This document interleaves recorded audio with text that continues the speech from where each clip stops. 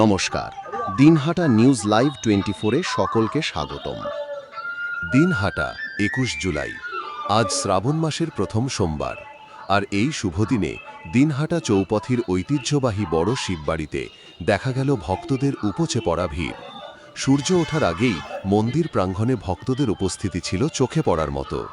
পুরুষ, মহিলা, যুবক যুবতী থেকে শুরু করে প্রবীণ নাগরিক পর্যন্ত সকলেই একযোগে উপস্থিত হন ভোলেনাথের আরাধনায়। অনেকেই পরিবারসহ, বিশেষ করে স্বামী স্ত্রী একত্রে শিবলিঙ্গে জল, দুধ ও বেলপাতা নিবেদন করেন।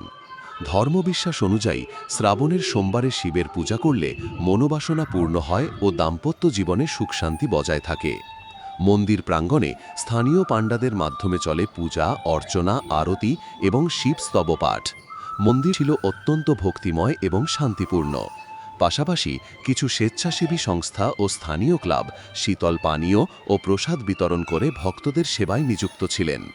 মন্দির কমিটির এক সদস্য জানান, শ্রাবণের প্রথম সোমবারে প্রতি বছরই ভক্ত সমাগম হয়ে থাকে, তবে এবছর মানুষের অংশগ্রহণ আগের তুলনায় অনেক বেশি। আমরা নিরাপত্তা ও স্বাস্থ্যবিধি মেনে পূজার সমস্ত আয়োজন করেছি। পুণ্যার্থীদের সুবিধার কথা মাথায় রেখে পুলিশের পক্ষ থেকে অতিরিক্ত বাহিনী মোতায়েন করা হয় এবং যান চলাচল নিয়ন্ত্রণের জন্য বিশেষ ব্যবস্থা নেওয়া হয় চৌপথি চত্বরে। এভাবেই ধর্মীয় শ্রদ্ধা ও সম্প্রীতির পরিবেশে কাটল শ্রাবণের প্রথম সোমবার দিনহাটার বড় শিববাড়িতে।